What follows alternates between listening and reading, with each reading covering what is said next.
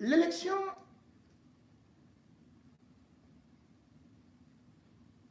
de Bassirou Diomaye Faye n'est pas seulement regardée en Afrique.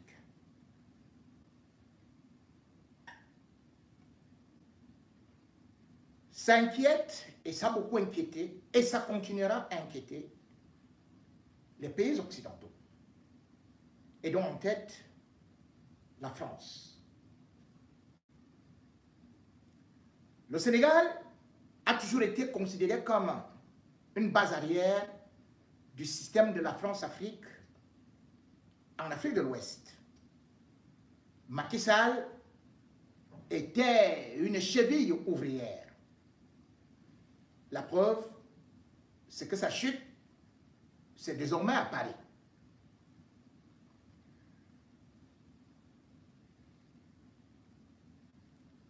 Le couple, ou plutôt le duo, Faye-Sonko, est pratiquement en déphasage avec les méthodes de la France-Afrique. À peine élu, Faye a pris la parole pour rassurer ses partenaires internationaux. Il a bel et bien dit qu'il allait continuer et restera l'allié sûr et fidèle de tous les partenaires, mais à condition que ce soit une coopération respectueuse, vertueuse et avec des profits de part et d'autre, pour paraphraser. Mais cependant, il a glissé une petite phrase en disant que les accords avec la France allaient être visités, révisés. Ceci a fait trembler l'Élysée. Certes, Emmanuel Macron, après les félicitations adressées par Macky Sall ou encore Amadou Ba, qui était le candidat de la majorité présidentielle, il y a bien sûr le Quai d'Orsay, qui est venu pour confirmer que tout allait bien, que les relations allaient se poursuivre. Mais il y a beaucoup d'inquiétudes. Inquiétudes parce que dans son discours également, et même dans la campagne électorale, Faye avait insisté sur le fait de la souveraineté. Et si aujourd'hui, on peut dire que leur discours a séduit, c'est parce que la jeunesse africaine est de plus en plus assoiffée de la souveraineté, de retrouver certaines valeurs, comme à l'époque de Sékou Touré, voire Thomas Sankara. Et comme l'histoire, les dés de l'histoire tombent toujours à pic, le 26 mars, lorsque Faye est déclaré vainqueur, ça tombe avec l'anniversaire des 40 ans du décès de Sékou Touré, l'homme qui avait dit non à la France en 1958 et qui est mort justement le 26 mars 1984. Hasard de calendrier, peut-être, mais les temps sont presque de même, la virulence est presque de même, et surtout,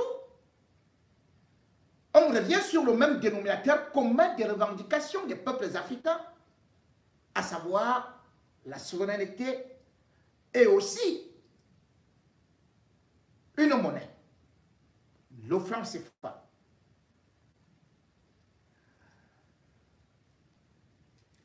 Le 15 mars 2024, à peine sortis de la prison, puisqu'ils ont été libérés le 14 mars, Macky Sall a été surpris, tout comme la France, par le discours de Sonko et aussi de son pote, de son copain, à savoir Bassirou Diomaye Faye, qui se sont attardés sur le franc CFA. Son comprenant la parole a discouru pendant 45 minutes en Wolof.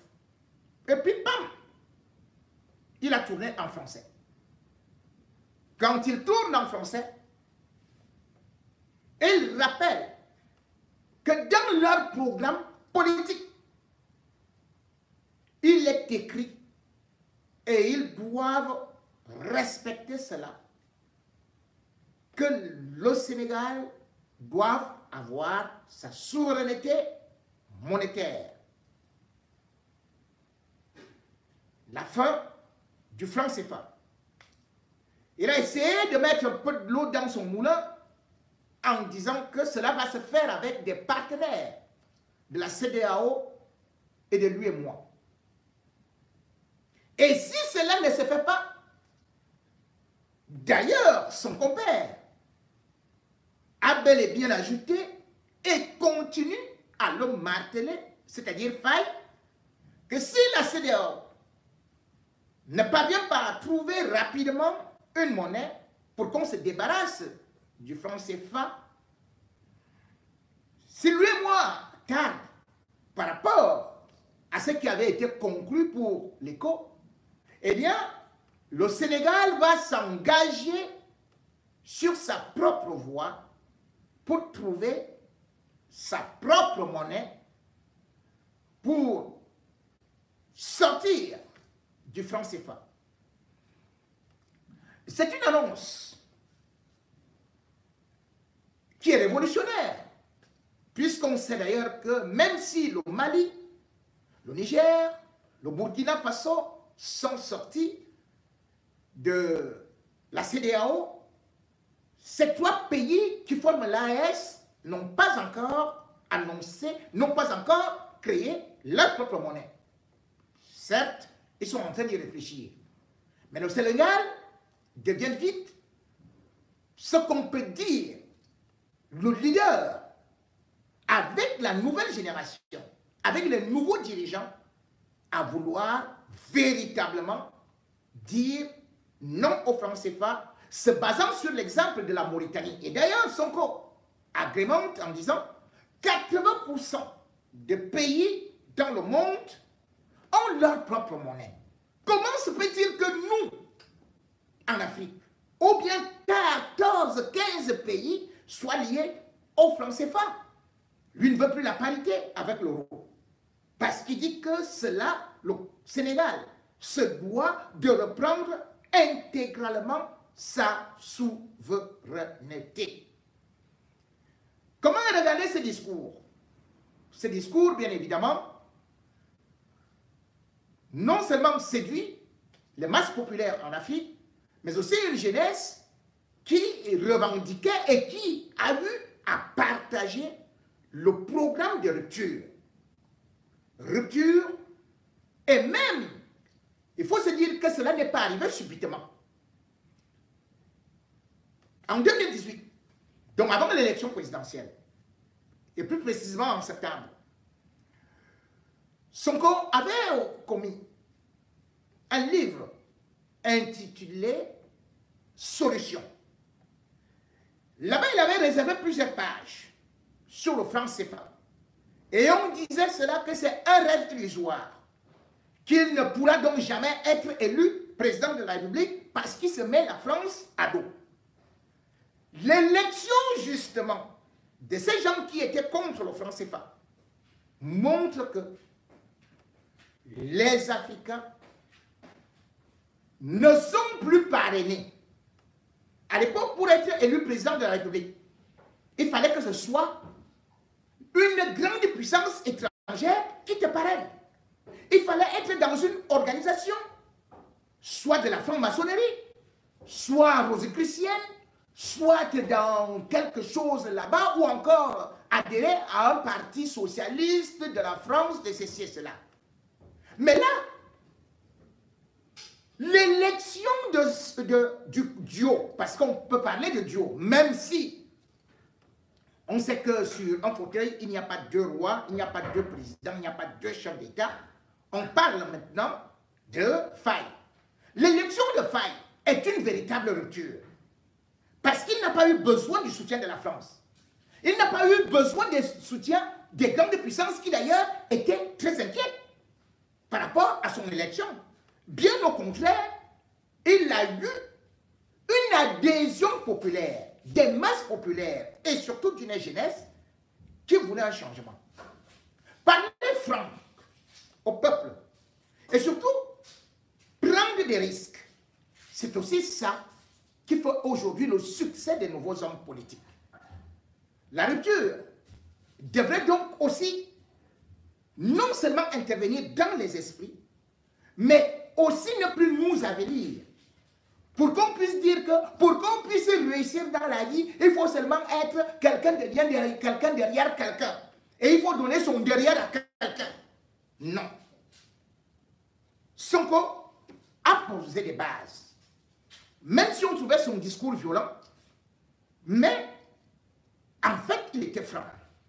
Le franc CFA, comme il le disait, c'est une monnaie qui a été créée en 1945 et qui, selon lui, et beaucoup d'autres spécialistes, ne cadre plus avec les structures ou alors les ambitions du peuple africain. Je vous invite à réécouter d'abord Sonko sur le franc CFA et qu'on revienne sur les conséquences sur le Sénégal. Le Sénégal peut-il s'en sortir? Y aura-t-il un coup d'État? Comment la France va agir? Nous écoutons d'abord Sonko qui parle du franc CFA et de la France. Lève son genou de notre cou. 7 siècles de misère fait de traite humaine, de colonisation et aujourd'hui de néocolonisation, cela suffit. Il est temps que la France nous foute la paix.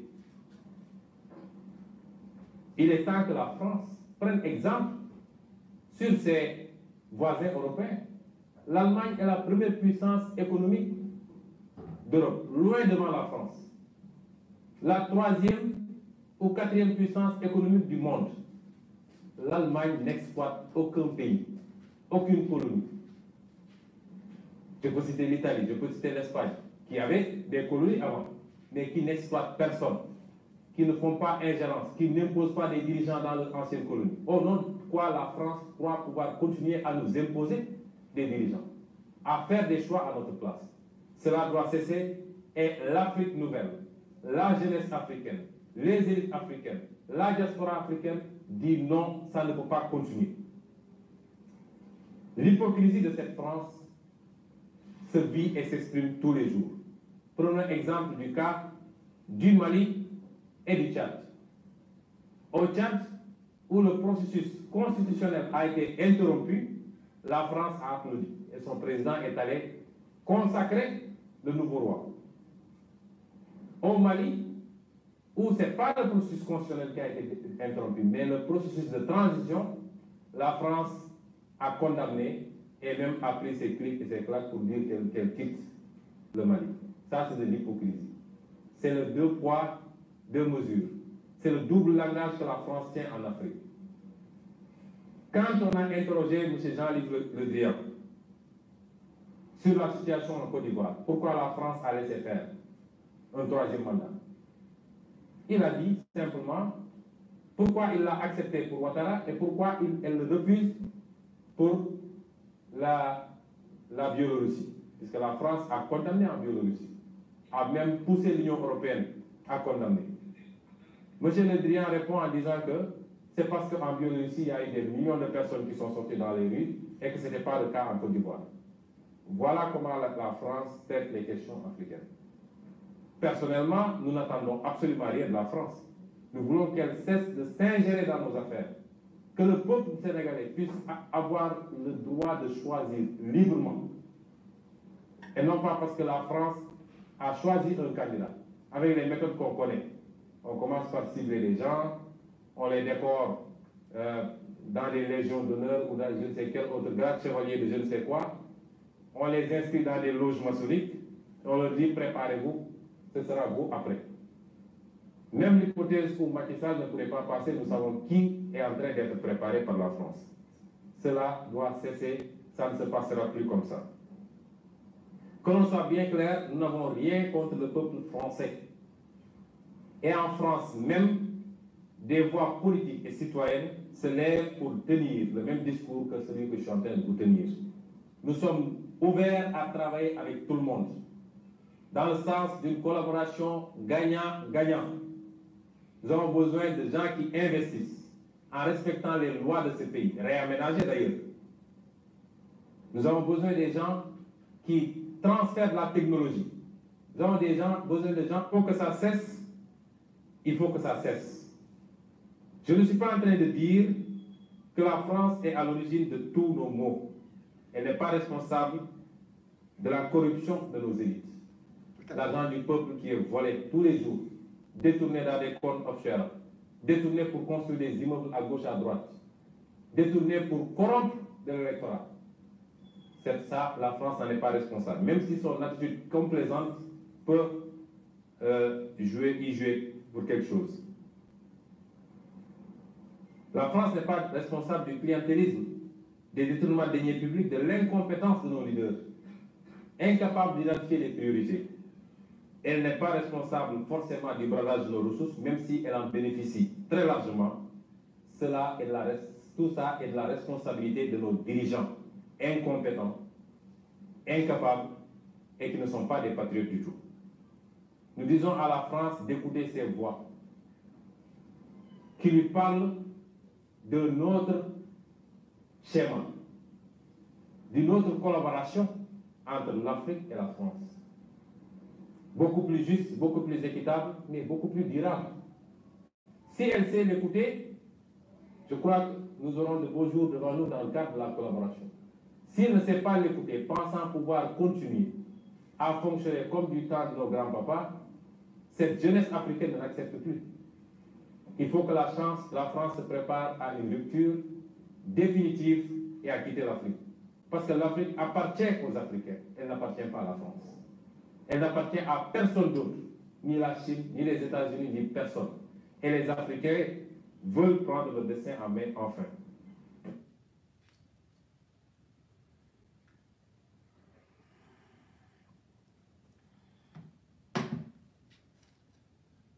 Le discours de Sonko,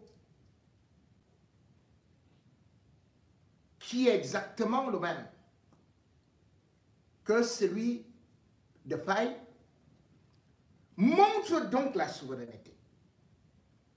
La voie de la souveraineté, ce n'est pas aller chercher d'autres maîtres. Mais cependant, pourront-ils s'en sortir?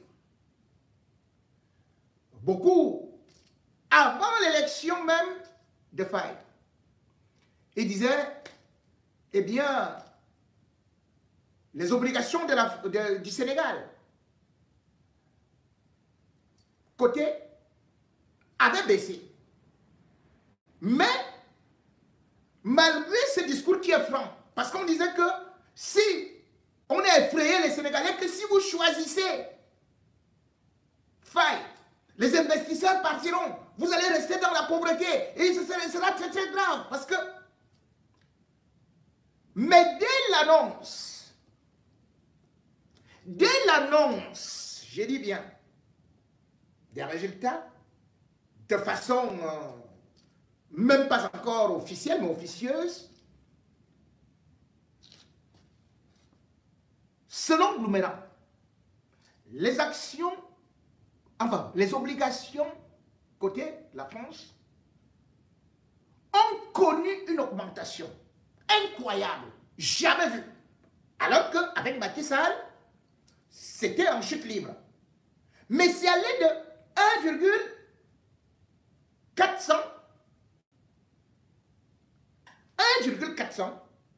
à, écoutez-moi bien, 75,800 pour $1. À Londres, nous sommes le 26 mars 2024, lorsque ces résultats sont donnés. Et du coup, le Sénégal, alors qu'ils n'ont même pas encore pris le pouvoir, est devenu le pays émergent étant le mieux coté. Cela veut donc dire que ils ont fait un programme politique et économique, contrairement à d'autres qui n'ont pas une assise économique. Ils ont réfléchi.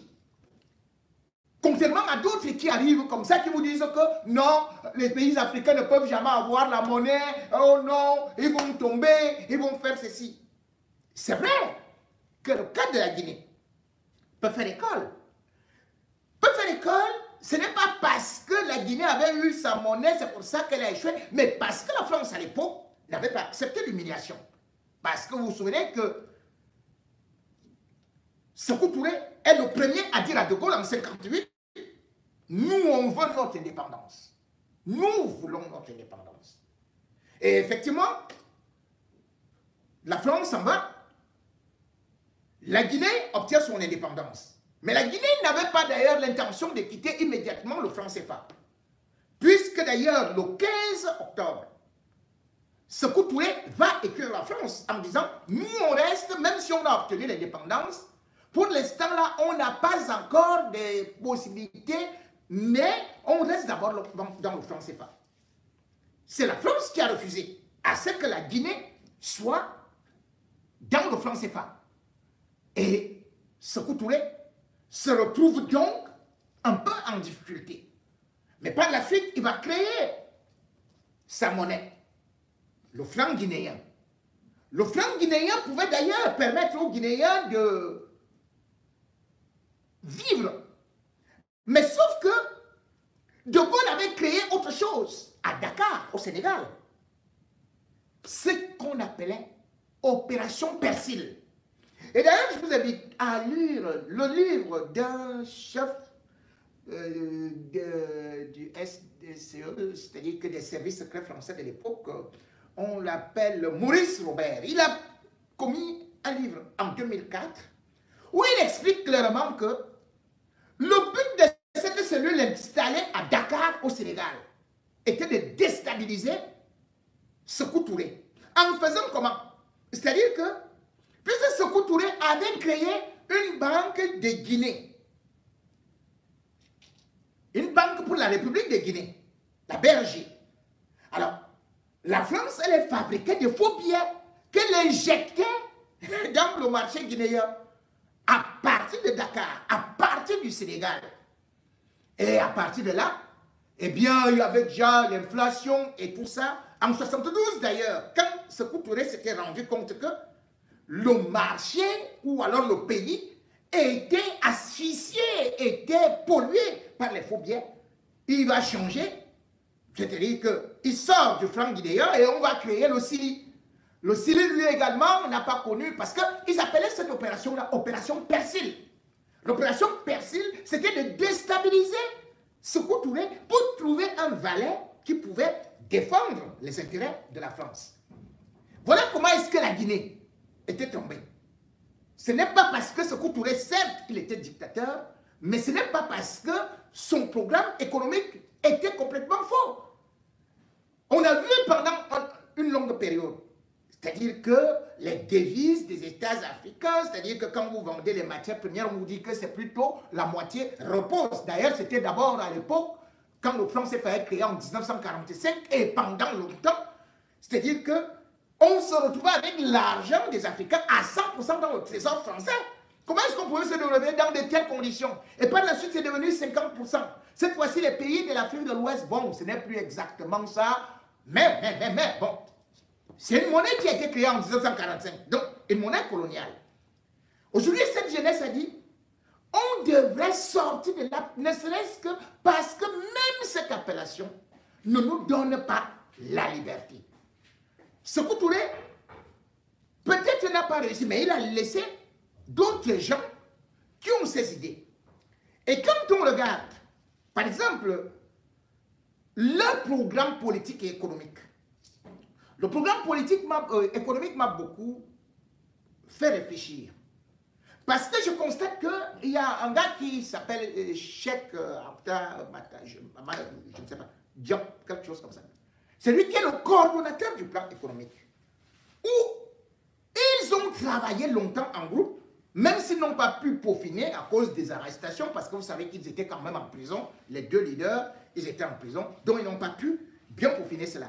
Mais dans le programme, actuellement, de ce qu'on appelle la rupture, avec la nouvelle équipe dirigeante du Sénégal, on se rend compte que ils ont décidé qu'avant d'arriver à leur monnaie, ou alors à la monnaie de la sous-région, sauf si c'est une sous-région, parce qu'on connaît quand même que depuis 2000, Ouattara avait eu avec des discussions avec Macron, puis on avait dit que bon, l'écho arrive, l'écho, il n'y a jamais eu d'écho. Après maintenant, on nous dit que c'est en 2007, en 2027 plutôt. En 2027, peut-être il n'y aura rien.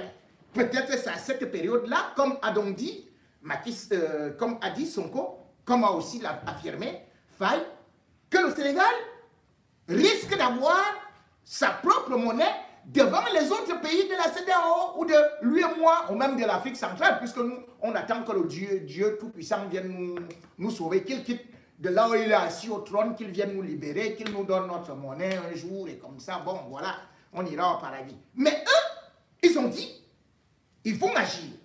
Ils sont en train d'agir. Et dans le projet, ils savent que, première des choses, le Sénégal est en train de devenir un pays producteur de pétrole et de gaz. Et qu'est-ce qu'on dit? Avant même qu'ils ne prennent le pouvoir, rien qu'en lisant son plan économique, son programme économique, la Banque mondiale et le FMI disent que si la croissance du Sénégal au temps de Macky Sall était de 5%, autant de Faye qui n'a même pas encore eu à s'installer au bureau, hein, que cette année, la croissance du Sénégal est déjà projetée à 8%. Est-ce que vous comprenez? 8%. Donc quand on vous dit que les vieux là, ils ont l'expérience, ils ont ceci, ils ont cela, voilà les enfants qui sont arrivés, qui ont dit, voilà ce qu'on va faire. Et ce sera la plus grande, la plus forte croissance de l'Afrique. Ils ne sont pas encore là. Et ce n'est pas un miracle. Ils ont dit, nous allons créer une banque centrale. Et avant la création de cette banque centrale, le Sénégal aujourd'hui a un déficit commercial sur la balance commerciale. Et c'est ça les dirigeants africains. On achète les friperies, on achète tout, on achète ceci et cela. Et ils ont dit, ils vont faire que la jeunesse sénégalaise, les entrepreneurs sénégalais, qui puissent bénéficier des marchés, que l'argent circule dans le pays. Et ils vont aussi injecter de l'argent dans le secteur agricole et agro-industriel. Comment vous voulez que nous sommes indépendants? On prétend être indépendant. On prétend de revendiquer notre souveraineté. Mais on va mendier le riz, du riz en Russie, le mil, les céréales. On attend des aides partout et tout et tout. Et ils disent que il faudrait que le Sénégal retrouve la souveraineté en faisant de telle sorte que il ne puisse plus dépendre des institutions de Bretton Woods, c'est-à-dire que la Banque mondiale, le FMI. Or, tous nos pays là, qu'est-ce qu'on fait? C'est-à-dire que chacun il est là. Dès qu'il y a un petit problème, il court au FMI. Il va se mettre à genoux. Il demande. Et ils ont donc dit qu'il y aurait une banque centrale.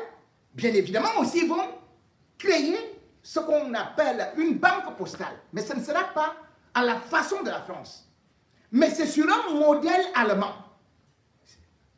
qu'ils vont créer la banque postale qui va permettre de financer l'économie régionale, voire nationale. Toujours dans leur programme. Je voulais ici parler des jeunes qui vous disent qu'ils sont les Macron, les nouveaux tels et consorts là, qui regardent ce programme-là. Dans le programme économique, ils disent que ils doivent arriver à un niveau où non seulement ils vont faire que les basses couches sociales puisse bénéficier des retombées, mais surtout faire de telle sorte que désormais, au Sénégal, qu'il y ait l'emprise de l'État sur beaucoup de structures. Regardez par exemple le cas du Cameroun. On a tout privatisé. Et ils veulent renationaliser, ils veulent l'interventionnisme de l'État. Mais la Chine le fait, la Russie le fait, même les États-Unis le font. Mais nous, en Afrique, on nous dit que non, vous ne pouvez pas faire ceci, vous ne pouvez pas faire cela. Et ces dieux-là, ils appliquent à la lettre les injonctions qui viennent du FMI et de la Banque mondiale. Dans son programme, ou bien dans leur programme, puisque c'est le programme du PASTEF, même si le PASTEF a été dissous, il sera réhabilité bientôt. Hein. Ils disent qu'ils vont créer un livret d'épargne patriotique et économique. Et ce livret, ce sera pour des populations. Est-ce que vous ne voyez pas qu'il y a de l'ambition, qu'il y a de la vision? Au-delà tout simplement de dire que nous partons encore mendier, on finit avec de mendier auprès de l'Inde, on court mendier auprès de la Chine, après on repart mendier à tel ou tel endroit.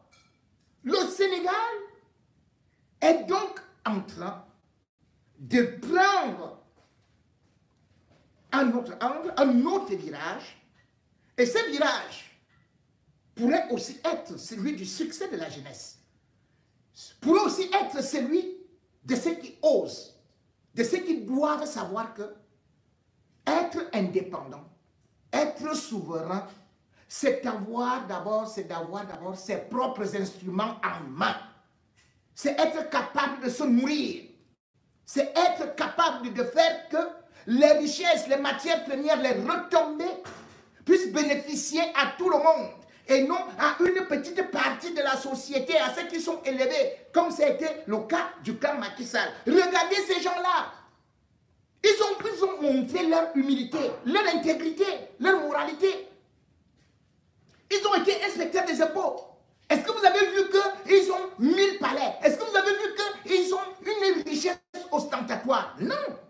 Cela veut dire qu'ils peuvent bien gérer. Et ceci doit inspirer la jeunesse africaine à comprendre que on peut être formé en Afrique et devenir un bon président. Ce n'est pas parce qu'on a été seulement à la Sorbonne pour venir apprendre juste comment aller jongler ceci et cela. Si les NAM formaient bien les Camerounais et non formaient tout simplement les sous-préfets qui savent que dès que tu es désigné quelque part, c'est pour aller voler le pauvre qui est au village. Si on pouvait au moins faire la déclaration des biens, vous avez pu voir comment est-ce qu'ils ont fait la déclaration de leurs biens. Notre constitution, article 66, demande à Paul Biya de déclarer ses biens. Non, personne n'a déclaré ses biens. Et c'est ce régime-là qu'on continue à dire qu'il faut soutenir. Alors que ça change de partout. La jeunesse arrive au pouvoir. Et nous sommes tout simplement là, avec un vieillard. Peut-être que le Cameroun n'étant pas une terre de démocratie, qui sait?